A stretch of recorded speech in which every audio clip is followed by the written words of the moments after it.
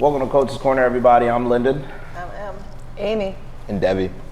And this is Coach's Corner. We're actually just going to get right into it.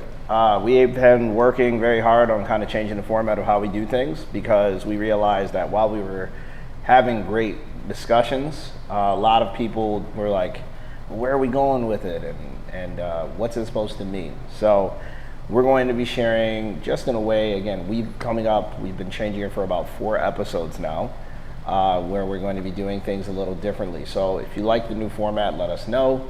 If there's things you think we can work on, let us know. We're just trying to improve so that way you get what you need. All right? Make sure to like the video, share it, hit the notification button, and subscribe. So as you like it, other people get a chance to like it as well. All right?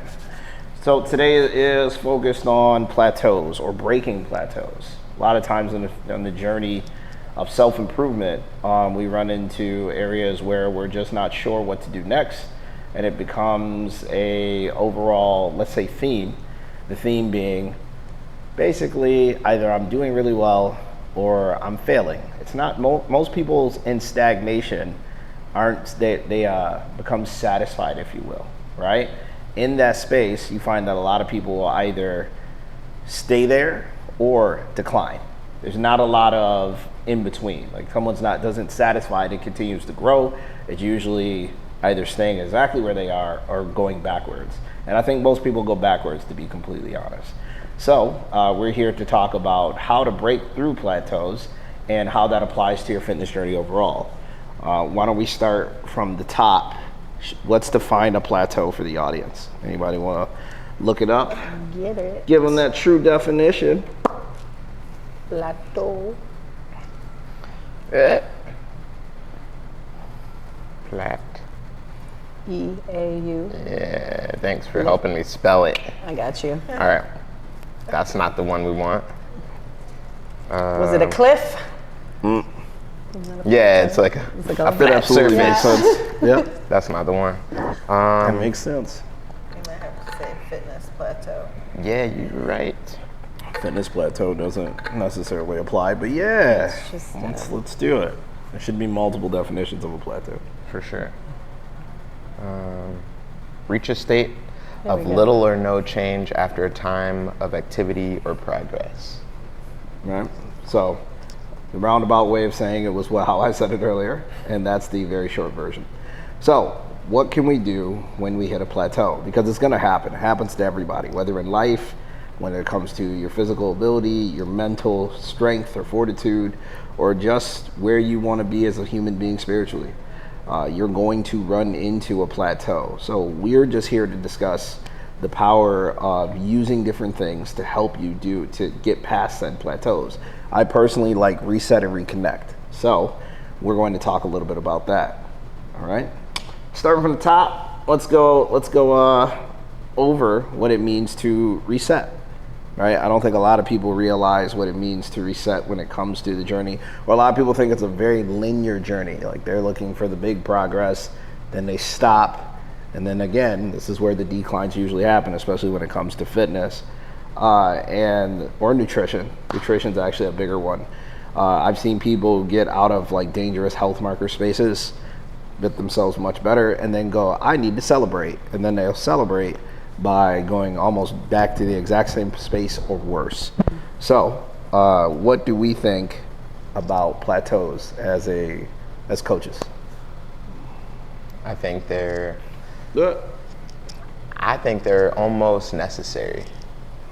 I kick the shit out of the I think there's season of feeling like you're headed towards your goal, headed towards your purpose, and there are seasons where it does feel slow, stagnant, and I think those are times for you the reset to me seems like an introspective moment, where you get a chance to look at what you've done, take stock of like your wins, and then also ask yourself, what is it that you're not doing? What is it that you haven't really thought about? Maybe pivot in direction. There may be some things that you're doing that have gotten you to where you are, but they're not gonna help you progress past that in the next season. Mm-hmm. So it might be something that you need to let go of. Sure. Yeah, that's how I look at plateaus. I think they're necessary. It lets you know that you have been on a forward path. You know, like if you didn't feel plateau, you wouldn't know that you were continually growing, per se. If you didn't take the time to like take stock, and yeah. I don't know if that's true. I think I get where you're going. I would say the average person definitely does not understand their journey.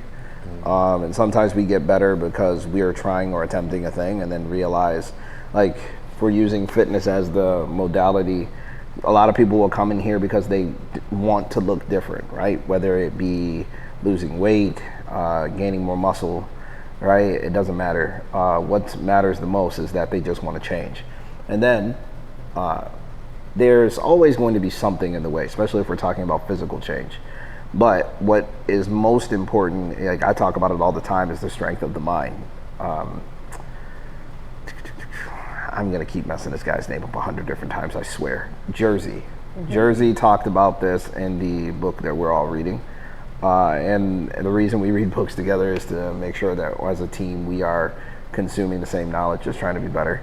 And Jersey talked about basically the no, or the want to fall off the rails, right? So it sounds like you're more so talking about that than anything else, but not the completion of the thing. It sounds like the beginning of the thing.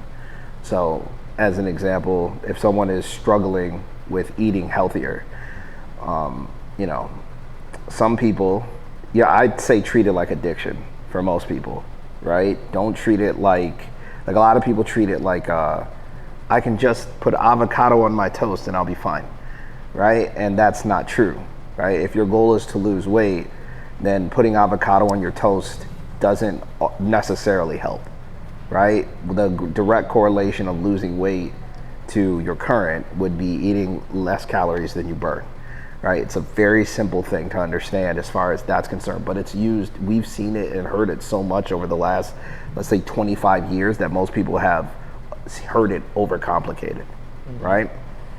So I would say if someone knew that they had to, it's calories in versus calories out, that may not be enough information for their current struggle in order to move past the thing. If I tie that to what you're saying, I would tie that to, like, let's say, knowing that you are in a space, or awareness is what I would say lets you know if you're moving forward, backwards, or standing still. I think a lot of people aren't aware of themselves enough to know where they currently stand. And that may not feel like a plateau to them, but if you're not growing at all in the area you're trying to get better in, then that is a plateau.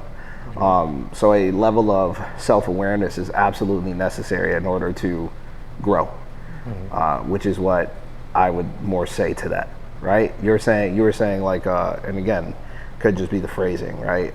You're saying like, well, if you grow, then you know if you've plateaued, right? Sounds great on a shirt, but ironically, I would say it's easier to tell if you've plateaued if you know what you're going for or striving for. And if you don't know what you're striving for, again, how do you know, if you don't take stock of yourself, how do you know if you're closer, further away, or right in the exact same spot? Which is the relativity I was thinking of. Can't track what you don't measure. Yep, and we see that all the time. We see that all the time. As a fitness facility, I think that is a major miss for a lot of people. People will see someone and they'll try to eat their exact same foods, exact same routines. And I'm sorry, you're just not that person. You're not that person. Your activity levels are different. The way you're set up as people is different. Body types are different, et cetera, et cetera. There's just so many different things that can play into helping you pass or succeed when it comes to weight loss or muscle gain. So if you're not paying attention, you're gonna. If I followed the exact same plan that I gave to Emily, like no change whatsoever, I eat the exact same amounts, I drink the same water, I do the same workouts, it's going to affect us differently, right? And I think people don't give that enough stock on their journey. So to know where you are, you need to be aware enough to know what you want to do, where you're going, and what that looks like from where you stand. Taking stock. Yeah, that's the way I would describe it. We all agree? Yeah. Okay, so like Plateau is a good place for reassessment. Yeah, it can be. Yes, I agree with that for sure. I would say, but again, I feel like that's the missing component anyway. Is that a lot of people, they'll come into a space and let's call it lack of self-awareness, because lack of self-awareness makes it a better conversation. Just because the average person has no idea whether they're hitting the markers or not, and then they'll come in like, how often do we make jokes about it? I eat good, right? And I eat good ranges from I stopped eating fast food for a week all the way to I meticulously planned every single meal that goes in my mouth, right? And what we're trying to do is get you on from the beginning to the end based on what you'd like to do. And we try to do it in the healthiest way possible as a space. But a lot of that, I mean, the mental gymnastics that we have to tell ourselves, like, again, for client A who is obese, right? You are maybe eating fast food is a very big step, or stop eating fast food is a very big step. But for client B who works out regularly, eats pretty good, in order for them to see results or to break through a plateau, they're going to have to tighten up what they eat. That could be calories, it could be food sources, it could be a number of different things. For most people who are already going hard enough, honestly, it's usually rest, right? It's usually the lack of rest that doesn't allow the body to change.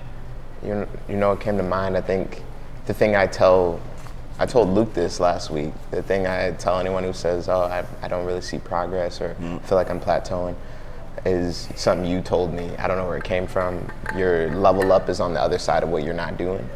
I think that forces you to like assess from a truthful standpoint. What you're actually doing and not doing. Right. Yeah, I'd agree. I don't.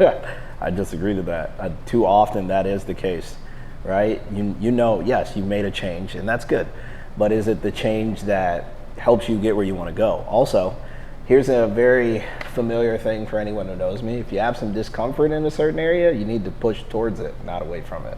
Most people push away from the discomfort, and it may feel good for a season or a time, but I can tell you in the long run, it just eats away at you, right? I've never met a person who I know is living life to the fullest, and they said, yeah, I really stayed in that sunken place. I just kept taking breaks. Like, it never works. I'll hear those same people say things like, I rested for this long and then I did this. Like, that makes sense to a degree.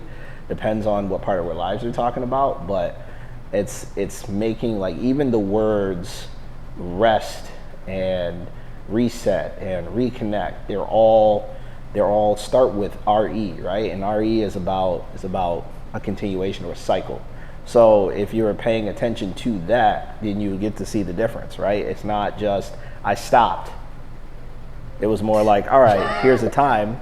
I stopped for a time, and then I went right back in, and then another time, right? And the shorter those feedback loops, which is why I think of Jersey, the better your results are, right? So I think that's important. So reset and rebalance or reconnect is the thing we want. I think we should focus on for helping people. Do we have techniques that we would like to offer people ourselves that is the importance of resetting and rebalancing or reconnecting? No. I could talk more, but I'd like to hear from the ladies. Fair.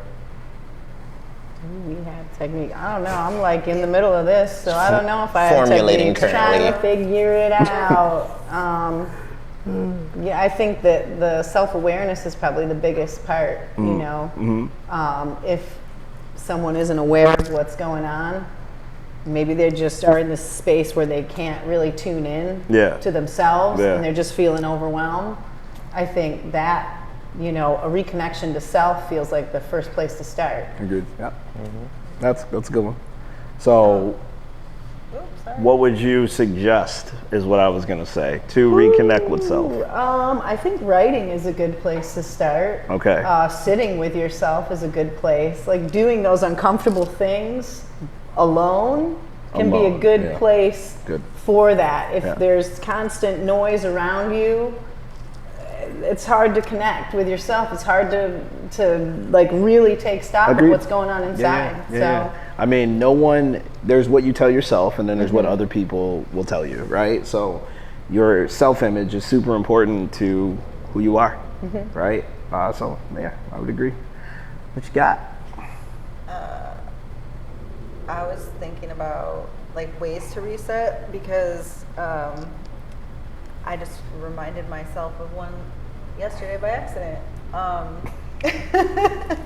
But I think it can be, if you're overwhelmed and you're like that noise, constant noise, and like the value of being by yourself. One way I normally do it, like I know I like to go to the woods and that makes me feel rebalanced. But what I didn't really fully process is when we did 75 hard, and there were like stipulations on pretty much how to reset, but I wasn't thinking about it that way. But there was like, read 10 minutes or 10 pages before you go to bed. Make sure you go outside. Like all these little things. And then the second part, like I had implemented like doing massage and then yoga before bed. So I had all these little routines, which felt really good. And obviously hard, like having the structure and discipline to maintain those for myself. And then we'd stop doing the challenges. And so it's been like I have had a plateau, and then you gave me a book 2 days ago? Yesterday. That was yesterday. Yeah. Well, shit, I read it yesterday. I actually meant to give it to you before, and your polo kind of like told me again, like, yeah, you should have done that thing that you thought. I was like, I picked it up and I like put it back. Yes. So, oh, well, okay. Yeah. Well, thank you. I felt like a place. got home last night and I was like, like instead of putting on a show, like I don't really watch a lot of TV. I don't have a lot of time to watch TV. But I had enough time where I wanted to do something, and I wanted to let me see what this is about. And it reminded me of 75 hard, like having to read, and it kind of brought it together for me. It was like, wow, this actually forces me to stop thinking about 100 things, because now I'm looking at paper, reading a book. It's forcing a reset, and even though the challenge was a self-care thing and it was a reset, it didn't strike me until when I hadn't had the thing, and then I got back to the thing. Journaling for me is really like hard to focus, but I didn't realize how much I needed that like forced replacement of thoughts, basically. And it felt like so calming to just have like, I'm reading this book right now. Okay, so read a book. I just want to make sure they know. I just want to make sure they know. I couldn't not. I just want to make sure they know. So reading a book can be helpful. I think it depends who you are, and you might not realize what you need until you do it. So It's a self-investment. So what I'm hearing is read a book, everyone. all right. Get your friend to give you a book. Remember, you like reading. Read the book. You pointed at me before you said that, and I did not tell you to read a book. No, what did you? No, you pointed at me first, and then you pointed at Amy. What were you thinking about when you said the power of self? When you were talking about running, right? Oh, running is Yeah, great too. yeah. That's what you were thinking of the first time. Running in silence. Shut up. So Running in silence is also great. Yeah. I was gonna say, in case you guys don't know, Em is my running partner when we run. When I do a lot of stuff, like when we prepare for the Lilac Run or anything like that. So we run together a lot, and I do value my quiet spaces, but a lot of people don't. And Em is the epitome of a person who loves to connect with people. So when we go out, she's very much so like this, and I'm just like, I barely want to speak, right? And then she's like, do you want to talk? I just want to talk. It's a nice day outside. I was thinking about the weather. Kismet's walking. Like, it's very much like that for Em at the beginning. For me, it's not. It's like I'm focused on the singular task, right? Because that's just who how I've had to do things for a very long time. So I don't want to talk. I'm more like trying to get myself angry enough to do the thing I don't want to do most of the time. It's either from a space of gratitude or it's from a space of pure emotion of some sort that may not be the best place, but it has allowed me to do a lot of different things in my life. So if I had to give one, yes, tapping into it's everything that is a reset or a reconnect has to do with tapping into yourself. right? Tapping into your own personal emotions. I think too many times we don't know what those things are, which is why people miss what they are. But spending time with yourself is absolutely paramount. And I like to think of it two different ways: moving and non-moving, all right? Depending on who you are, you may start with one, but make sure you do both, all right? It can start with 5 minutes, it can be 10 minutes, it can be 30 minutes, but it's gotta be by yourself, right? And I think we miss that too much. Like, I've been married for a long time. I've had a lot of people in my life, and I think a lot of people mistake that, right? Like, they'll see me get quiet and they're just like, I don't know if he likes people today. And it's more about being prepared to be there for people than if I am in the mood to do the thing with people at all. So again, non-moving, moving, time with self is a way to reconnect with yourself or reset with yourself. Personal opinion. You got anything? I'm gonna say, just from living with you, I think I'm starting to realize more how much I internally process and how much silence I am comfortable with. And I think that's the power of silence, you know, like if you don't know comfortable silence, like try to get friendly with silence. I think there is a lot of noise in the world, and having those moments of reflective silence and just hearing the voice in your head, having a conversation with yourself like that is what everyone here is talking about. So I'd say that, like, there's times I go out and dance, listen to music, and that helps me like move shit around, you know, like, but I think you were saying do both. For me, that time of introspection of, all right, I'm not really talking to anyone, no one's talking to me, and I'm just sitting in my head processing things, is powerful. And the most powerful thing I've done with that is start writing lists. Yeah, I think that's like a good step too. You said journaling. For me, it's lists. It probably might evolve into journaling. Yeah. Journaling is just writing for self. Yeah. Making lists is along the same lines. Yeah. I would say more like appointed writing for self. And then reading a book is also along the same lines. It's like the feedback of it, right? It takes you out of your own loop. So I think they're all great ways to kind of do the things, set yourself up. And what I offered, if I had to offer an actual activity, one of my favorites to do is to create a practice of movement in some way. And what I mean by that, like, I didn't do yoga when I started. I do teach yoga now, but I was like, all right, I'm just gonna go outside and I'm gonna take my shoes off and I'm gonna stand in this mud. I don't fucking know. Like, that's literally how it started for me. And I was probably going through one of the hardest points of my life. I just came back from the military. I was dealing with my PTSD stuff.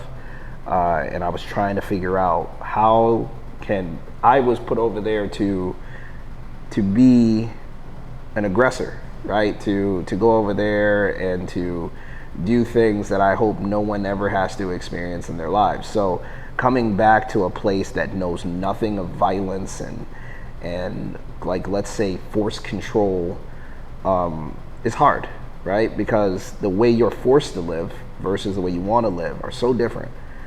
So, you know, being aggressive now has a completely different response in my home than when it did when I was doing what I needed to do. So, you have to learn how to get out of that space. And learning how to get out of that space for me was just like, I was like, everyone keeps talking about, like, I looked up so much stuff during that time. I looked up yoga, I looked up all the shit. And I went to a yoga class and I was angrier when I left. Like I was like, this is fucking dumb. We've talked so many times about how I've had personal experiences with things that didn't go well. And a lot of it has to do with people's short-sightedness. So I'm very sensitive and meticulous in nature and very hyper aware. So what people think they're glazing over that people don't notice, I notice in spades. It's actually the loudest thing you do. The loudest conversation we're having is the one you're not actually aware of for a lot of people. And I think a lot of people here can relate to that, right? It's not necessarily what you said, it's how you said it, your gestures when you did it, stuff like that. Stuff like that drives me nuts, right? And a lot of people aren't aware of that because they're unaware, right? So part of being, I was like, I can't do this, be around people shit. It doesn't work. It actually makes it worse for me, right? I remember, and I'm only telling this because we're talking about this stuff. I remember when I first came back and Ashley asked me to go to the store, right? And most people are like, all right, that's not a big deal, right? You go to the store, it's a little busy, no big deal. Yeah, my nerves were going crazy in that store. Any loud noise that felt like a cart banging made my whole nervous system jump. Like my shoulders went over my ears. So while we were in there, I'm already kind of walking. I'm not walking so great. I'm kind of like in my own head, very, very nervous feeling in the moment. And somebody bumped me, right? Which normally is okay. But in this moment, they weren't aware. They were very unaware of self and what had happened, and definitely unaware of me. So they responded, aggressively.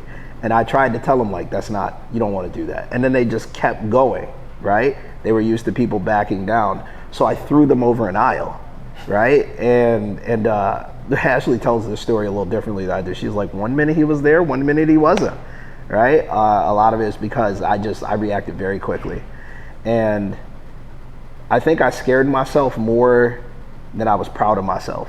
I realized that what I had done before that created a moment where I could have seriously hurt someone. And I became afraid of living like that, living as a caged animal. So I said, I gotta start somewhere. I just went outside, I took my shoes off, and I stood on soil.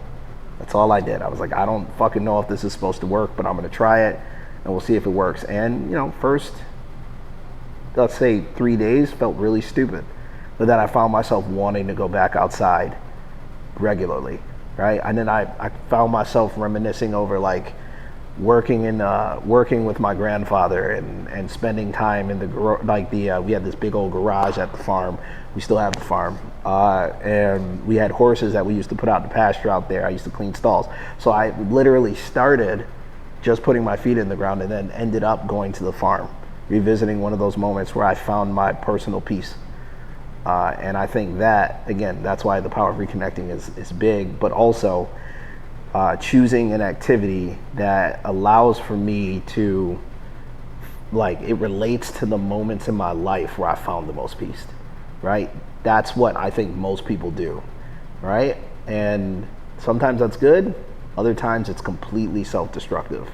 So ironically, that wasn't good, and it turned into something else. But I could keep going with this stuff because this is I think if anything, this is my life's work, right? Like helping people do this. So I could say I'll let's move forward with it a little bit. But again, book read, get outside, touch some motherfucking grass, journal, make list. Got it? 4 things. Just in case you missed them, because we said a lot. All right. Let's move on a little bit. So there is a 7-day challenge. I've had this challenge for a very long time. We call it the Detox Challenge or the 7-day GID Challenge. Literally, it's a juice challenge. You can go and order the juice from your local juice space. You can contact us. We'll get you set up with somebody if you're local. If not, you can make the juice yourself. I actually gave you all the ingredients. All you gotta do is juice the things yourself, and you can have them as part of the detox. And it also has workouts and tasks that go along with it. All right. So if you're really interested in a detox, we're literally gonna include a link in the comments below, where you'll be able to just click and go through. It's a 7-day detox. Take your time, get it set up, do it the right way. I promise it works. And a lot of the time, you don't even know what's in the way. How does everyone else think detoxing works? I think we've all done detoxes within the last year, right? And again, I always like to make sure we talk about this. How was the beginning of the detox? Usually terrible. Yeah. Trash.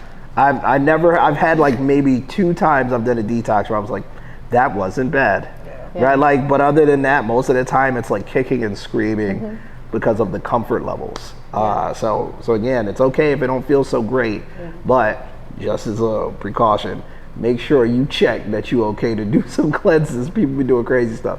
If you follow it the way we wrote it, you're fine. If not, please, like, go ahead and look up a detox, check with your doctor, make sure you're okay. All right? Anything else you want to add about detoxing? Because I think that's a large part of resetting as well. It's huge.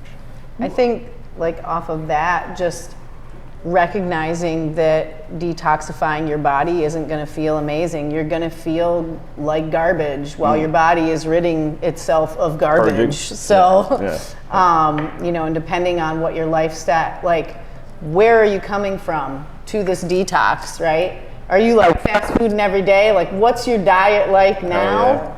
And what, like, how drastic is that change? I think be prepared for discomfort in order to succeed, because it's not going to be easy to stick to.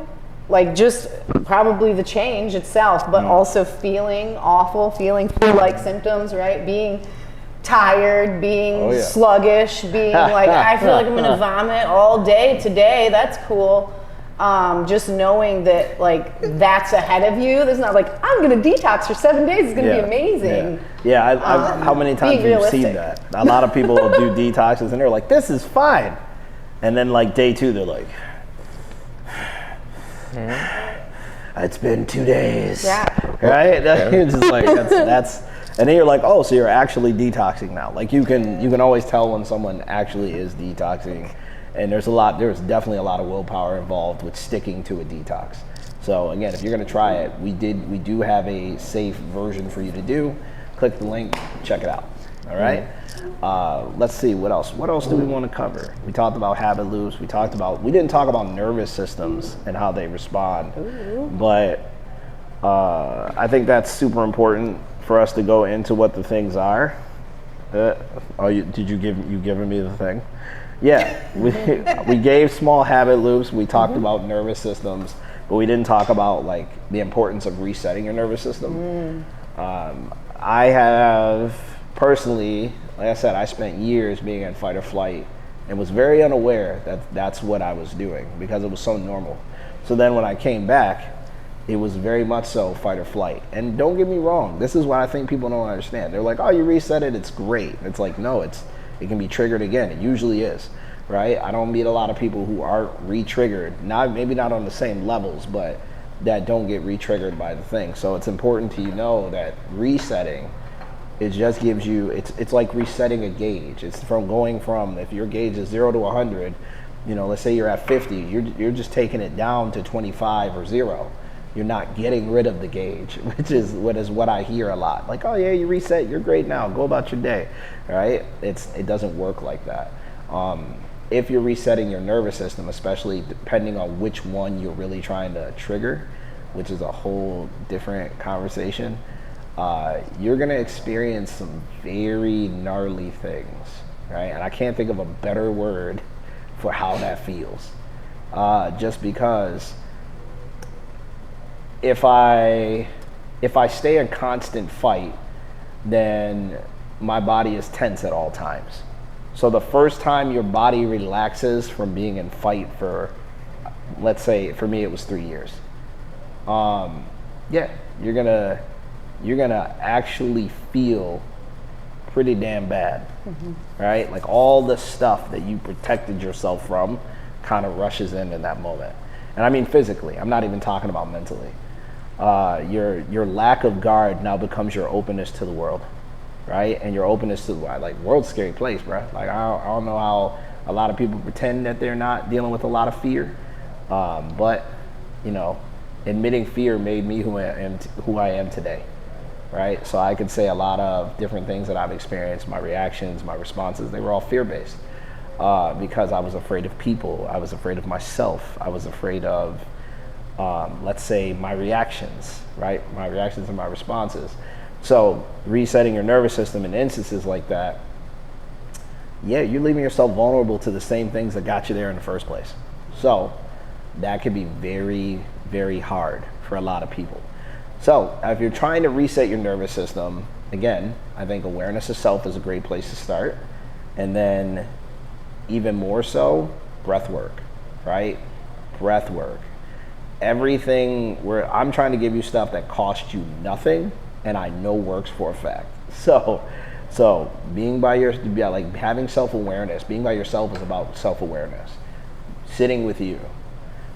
If you have trouble seeing where you are, then using your breath to connect with yourself is a great tool. Okay, so in yoga we do all different types of breath techniques, so you can only focus on the breath itself, but ironically all you need to do is focus on the breath itself. If you can do that, your body will get signals that help you relax. All right, if you don't listen, if you're not good at this and you're trying to figure out meditations, there's so many different spaces for ones. My personal favorite, which I give to everybody because I like some stuff that's a little, let's call it unorthodox. I give out Rizza's meditation all the time. It's on like all social media platforms. You can find it on YouTube.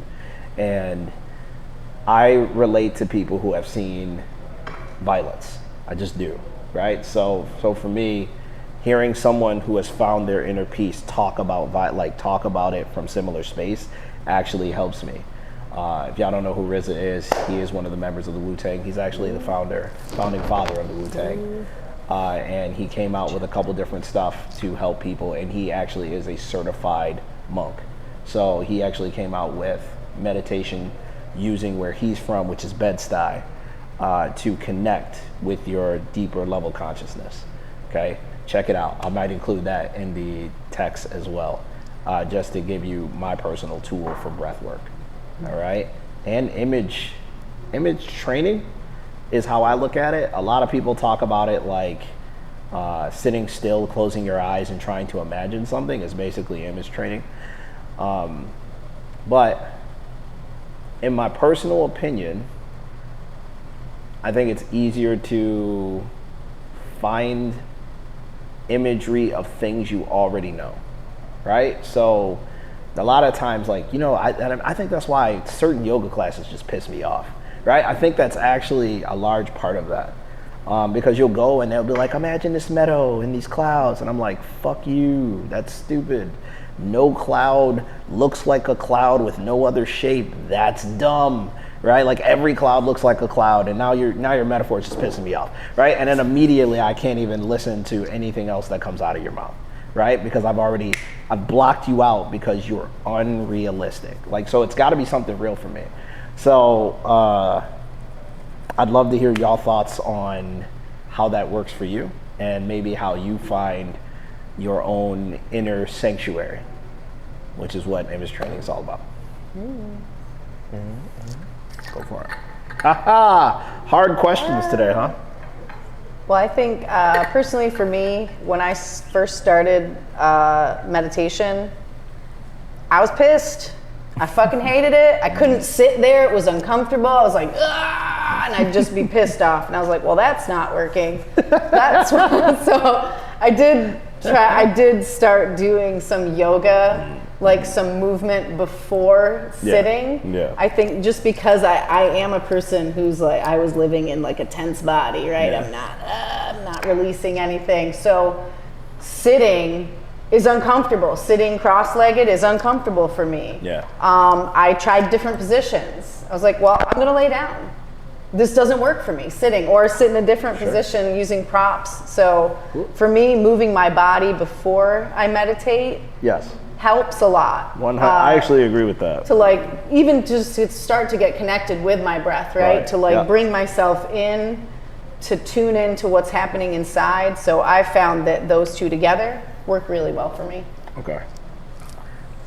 I honestly think that's the way to go. That's my personal opinion. So I actually like that you said that, because I think a lot of times people do miss what it's for.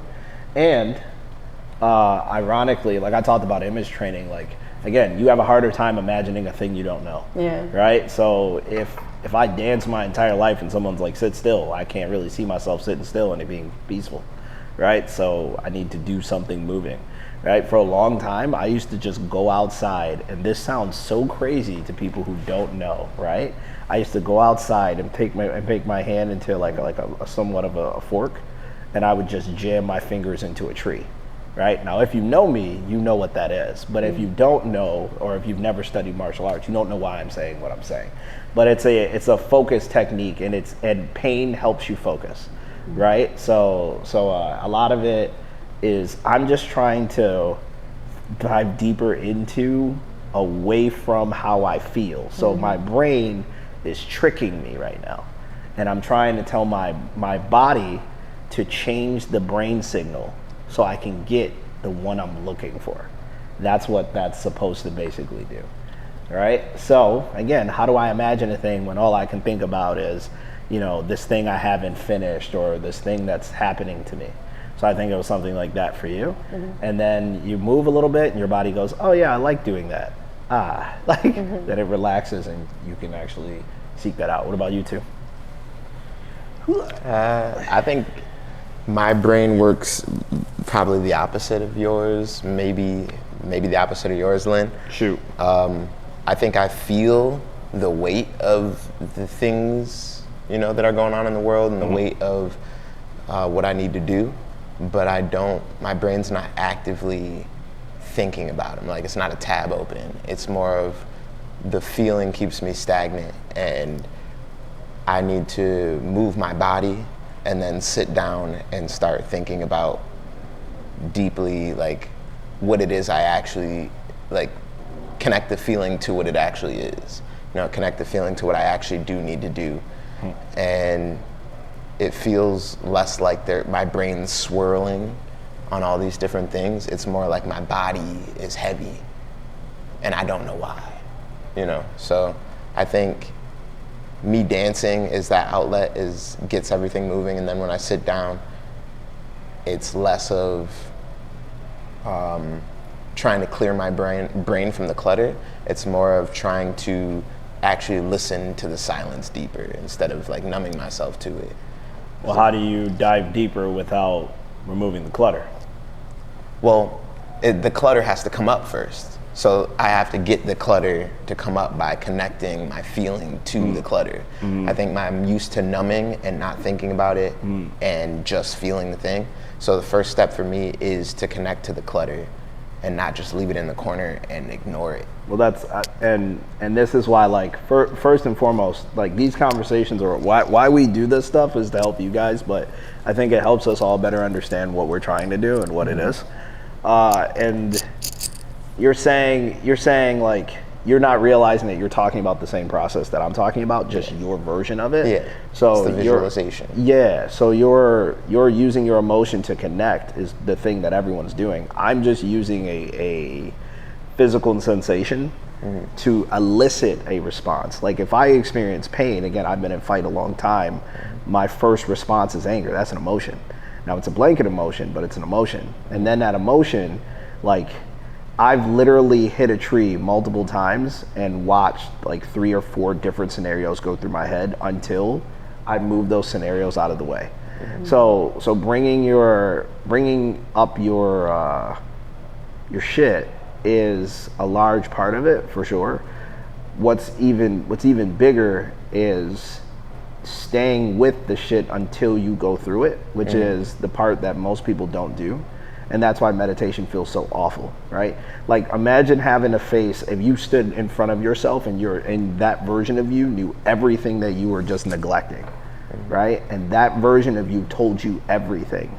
Would you hug that version, or would you push that version away? Would you keep your eyes and would you stay connected with that version? No, or would you avert your gaze? Most people avert their gaze, right? Like, I don't want to say, like, if I really had to say who I am to myself, could I do it? Right? There's we read the David Goggins book a while back, and he talks about talking to yourself in the mirror and seeing what you actually see, right? Most people won't do it. They won't. They'll talk about it. They'll say shit they think they want to say to themselves, like you're a real piece of crap. It's like, you don't really feel like you're a piece of crap. What you feel like is you have no value. You feel like you have no worth. You feel like no one sees you. You feel like the world is passing you by. Like saying stuff like that to yourself would be an honest conversation, right? So how often we have conversations with ourselves that are honest is self-awareness, I'm right? thinking of the other book, Jason, one? The Comprehensive Man. Oh, Wilson. Right? Yeah. Like the, every chapter was Graham? like The practice, looking at yeah. yourself at like that for like, what, a minute or something, you know? It started. Yes, and then saying an affirmation to Yeah, yourself. so I Right. think just being able to maintain eye contact with yourself, a lot of people can't do that. Yeah, they're like, The windows of the soul. Right, I don't even think they notice, like, can you look directly into your own eyes in a mirror? Can you hold your own gaze? fair. Like, yeah. Fair. the discomfort That's fair. there, a lot of people That's run away very from. fair. Yeah. And it's funny, right? Depending on who you are as a person, what you've experienced, you're gonna look at that differently. But I noticed I was real good at being, what's the word? I'm good at being aggressive. So eye contact isn't like, it's not like, it was more like, yeah, I don't give a fuck. I'll look at you all day. That don't bother me at all. But then, I think my daughter was like 8. Lauren. Sorry, I got more than one now. Lauren was 8, and I remember I went through this season where I couldn't look anyone in the face, and I was like, I don't know what the fuck's happening. Like, it was pissing me off. I'd go into somewhere, talk to somebody, and I'd just keep doing this, and I was like, I don't understand what's going on at all, and I refused to look it up, like to search for it. I'm serious, to sit with myself. I was like, I don't want to know. I just want to get past it. I don't want to deal with it. I think a lot of people do that. But eventually what I realized is that I was changing myself as a person via my interactions. So now when I was looking at people, I wasn't fueled by rage. I was fueled by trying to actually see what it was for what it was. And that humility that was necessary for me was the chapter that I think God was having me experience, right? So humility was the name of the game, right? Hubris, bravado, masculinity at its finest was what I was thinking I was doing, right? And ironically, the Jason Wilson book talks about that. Like, there's these things we do that we think it looks like to be a protector, to be a provider. And so I was doing all those things. I was like, I'm doing all this. And I can't look a motherfucker in the face. I'm confused and angry now, right? And again, I wish that book existed back at that time, because I was trying to find how to be Lord Superhero. I talk about that all the time, and a lot of those instances were like, well, what does? I laughed this morning because I brought in a certain photo, and all I heard was the bad things about it, right? And I laugh because we do that. We focus on all the negative shit about a thing, so much so that we can't even identify with it. That lack of identification is the disconnect we feel from the universe or the rest of the world. So if you're too busy finding reasons why they're not like you, you'll never really see why they are like you, right? That includes yourself.